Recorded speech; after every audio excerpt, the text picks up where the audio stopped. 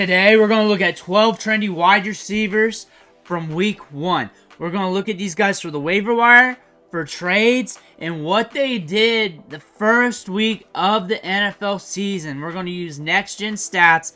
We're going to look at the charts. We're going to look at these guys on the upswing. There's usually a storyline on some of these wide receivers that we got to connect with, and then connect those dots for the rest of the season, and we do this every week. And we'll get deeper and deeper on the waiver wire content throughout the day, throughout the week, and it just doesn't stop. We just do it until like Friday or so, even after waivers have ran. So if you're here for waiver wire content, click that subscribe button right now. We will be here. We run waiver wire content harder than any channel on YouTube, and you will get your information.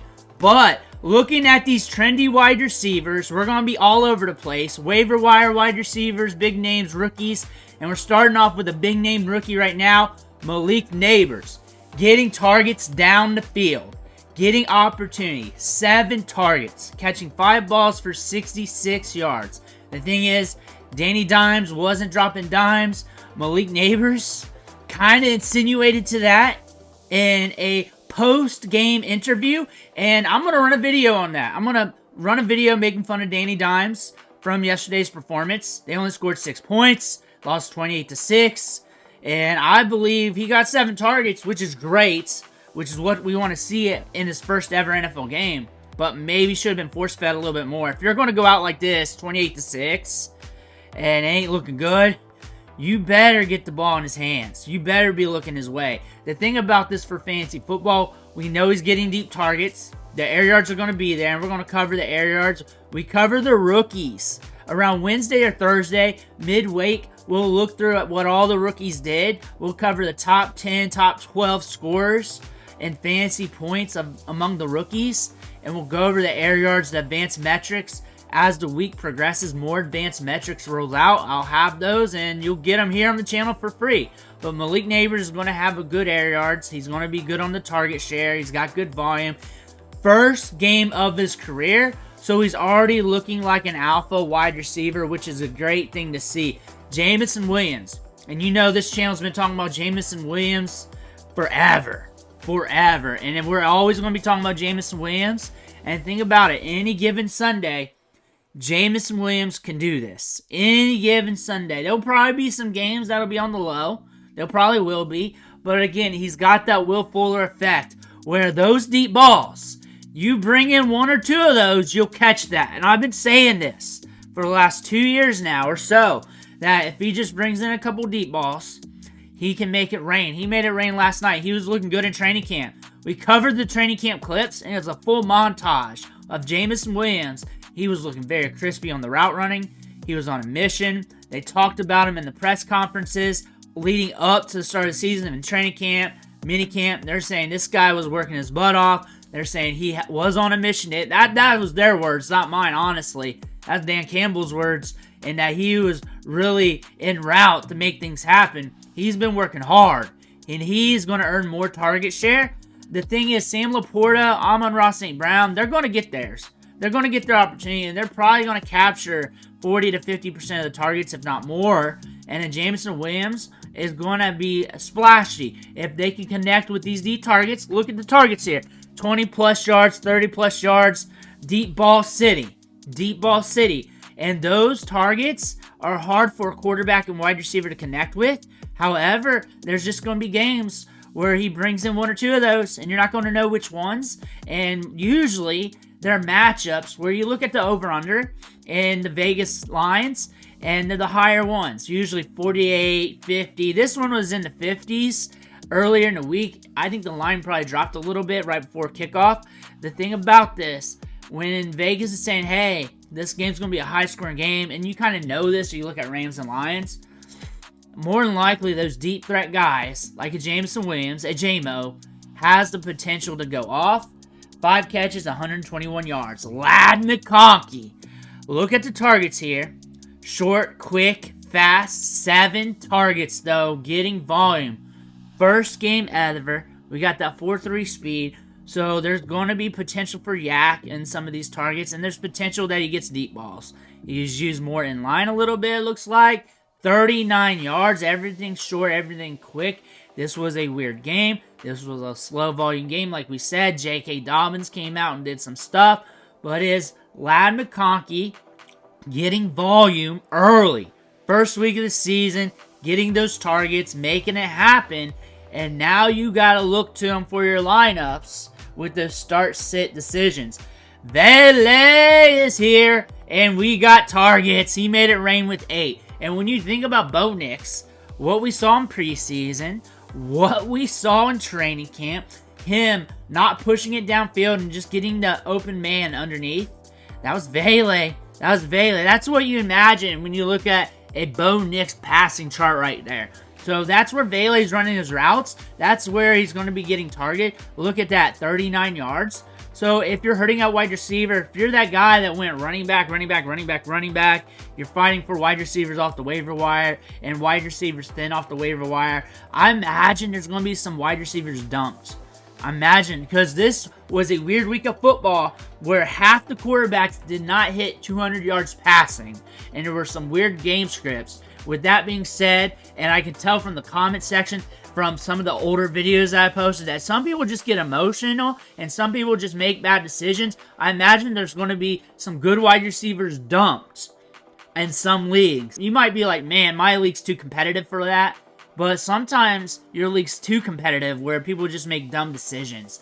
But if that doesn't happen and Vele's there, you're looking for targets and opportunity, and you're looking for a guy that gets 5 or more targets a game, but might get 50 yards or less, and that's something you want. Somebody that can get you 10, 11, 12 points. I imagine he's going to finish the year, if this continues, if he's healthy on the field, pushing around 10, 11, 12 points per game. If that's something you want off waivers, I would not blow a lot of fab. I wouldn't blow a lot of fab. I would want him more like closer to free if I was going to do this, or not using a top claim. I would look at him as a guy just picking up. Hopefully, if you followed my advice in draft season, that you are stacked up at wide receiver before the double-digit rounds, of where like you're coming here and you don't have to make that push. But if you got to, he got 8 targets. I look for him to get targets from Bo Nix throughout the year. I look for him to get these short targets. He might have a game or two where he scores. He might have a game or two where he gets 80 or more yards. But I look for it to be something like this. Alec Pierce. Alec Pierce. This is like the story of his career. He'll give you a couple games where he just splashes. That's just how it works. Just a deep threat, getting those deep targets. He just got 3 of them. Deep downfield on those 2. All you got to do is connect. And the thing about Alec Pierce is there'll be a lot of games where you don't hear from him. And then all of a sudden, boom. That's just part of deep threat city when it comes to these wide receivers. A.D. Mitchell was close to doing the same thing. There was a deep target. It was on the left side of the field. Just missed him. Just missed him by a few yards. But if that connected, he would have been gone, I believe, if I remember right from what I'm seeing in my head, from the visualization. And that would have been another big performance. Anthony Richardson likes to throw the deep ball. He likes to sling it deep. He has a strong arm. Someone tried to argue with me in the comment section in one of the videos earlier. He does. He does. Just look, he does. He was one of the top quarterbacks among Power 5 quarterbacks at Florida, among everybody in college, in deep ball attempts, deep ball rates. Deep ball rate, because they didn't have as many attempts as other colleges, but deep ball rate, 20-plus yards. And that's more proof. And when you got a cannon like that, and they also documented that by drafting a 4-3 wide receiver in the second round, even though that talent fell to him.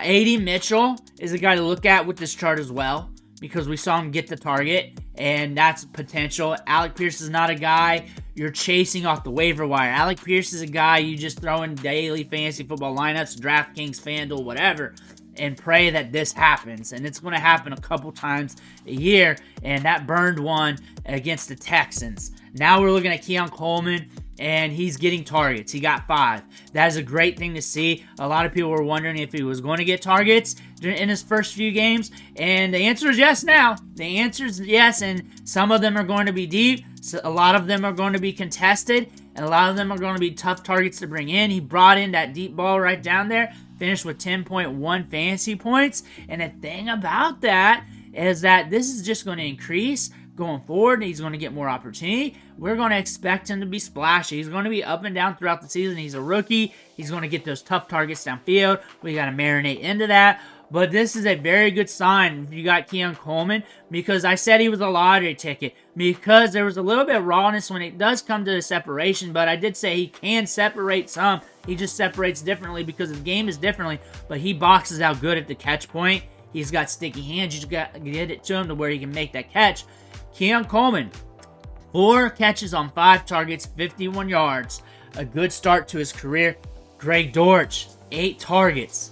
This is another waiver wire claim that you're looking at. Really depends on what's on waivers on week 2. Like I'm saying, there's going to be a lot of leagues out there in the fantasy football streets where people are going to make dumb decisions, dropping good wide receivers. Week 1 passing looked like 1984 out there. It was slow. It was very run heavy. A lot of wide receivers did not produce with that. Even when the wide receivers we thought produced weren't really producing. They were not producing to the top end like we're used to.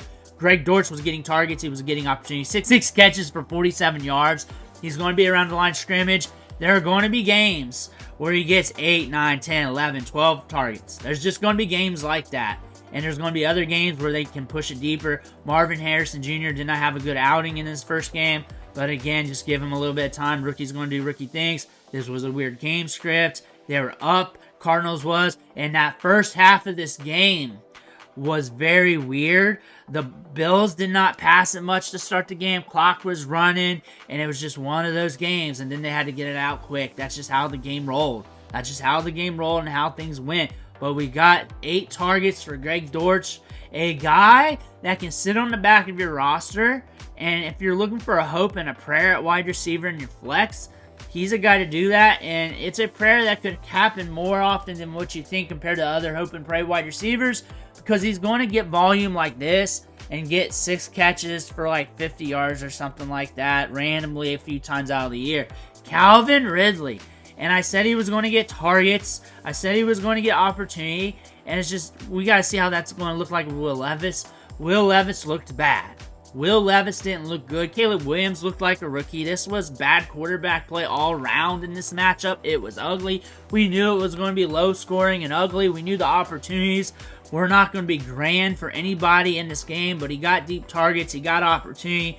7 targets. So there's going to be matchups where he's going to be getting this type of target share, and then it's just going to connect. It's just going to happen. You don't get points for targets, but the workload is what you want to chase, not the fantasy points. And when you're getting workload like that, it still can be rather encouraging. Even though Will Levis did not look good in this game, he did not look great, but still, the targets was there. Nico Collins. So when it comes to the Texans wide receivers, I believe it's going to be a carousel between the 3 of them, between him, Diggs, and Tank. And the thing about this, any one of those 3 could get it. It was a Nico Collins game. The thing about Nico Collins' game, which makes him different from the 3, is those deep balls, the ability to stretch it out downfield, him being 6'4", and with that ability to get downfield and make plays happen. So he's going to be able to rack up those games where he scores 20-plus fantasy points.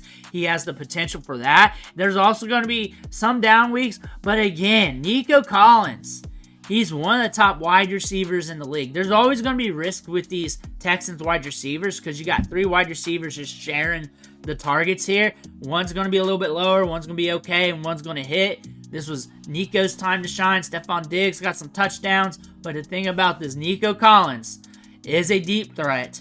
Deep threat city, getting solid targets, getting solid workload, something you want to look at. George Pickens with Justin Fields. What I said on live stream is that I was confident he was going to get 5+ targets. He got 7, and I was confident they were going to be deep. The reason why, we covered his training camp highlights damn near every day, and Justin Fields was in because Russell Wilson was out due to that calf. He was out pretty much all of training camp. I'm not surprised Justin Fields started, and Justin Fields got the win, 156 passing yards, and that was about average. That net average was like 168 among quarterbacks. So if you look at that yardage total and you're like scared of it, think of that though. But George Pickens pushing it downfield, making plays happen, splashy, 7 targets, bringing in 6, 85 yards. I would expect that in a lot of games with Justin Fields and even Russell Wilson. Again, he does not have much competition for targets. He's going to be pushed down deep, downfield. And he's got quarterbacks, both of them, that are going to look his way. He's going to see more accurate targets compared to previous years. He's going to get good volume. And he's a guy that's just going to splash. And there's going to be low games because of the offensive line. The offensive line will get ate up in some games. The quarterback will get ate up. Justin Fields takes a lot of sacks. But also, when he takes sacks, that kind of pushes the game script a little bit later down the line. So that could allow him to get some potential later down the line. But again, George Pickens, he's going to have his downs, but his ups are going to be big this year too. Rashid Shaheed is a deep ball dandy. He's a guy that can get it downfield. He's a guy with a lot of upside. He's probably sitting on your waivers. This is your cheap Jameson Williams.